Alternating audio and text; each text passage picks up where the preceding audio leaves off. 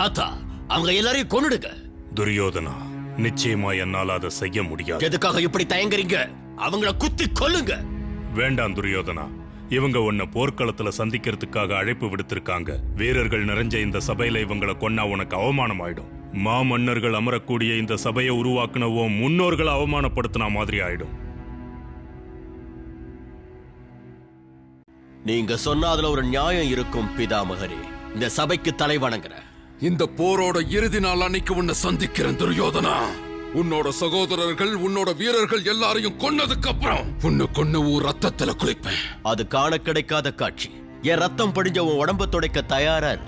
நாம கிளம்பலாம் வாங்க. இனிமே நாம இங்க பேசுறதுக்கு எதுவும் இல்லை. இந்த பிரச்சனைக்கு போர் தான் ஒரே தீர்வு.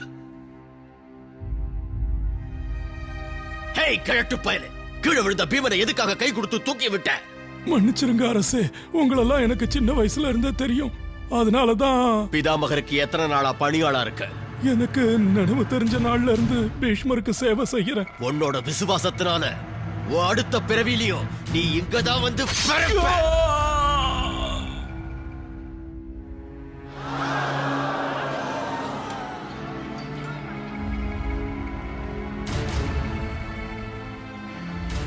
இனிமே நான் ஆணையிட்டு அதை எதிர்த்து பேசாம நிறைவேற்றுங்க. அதுதான் நல்லது.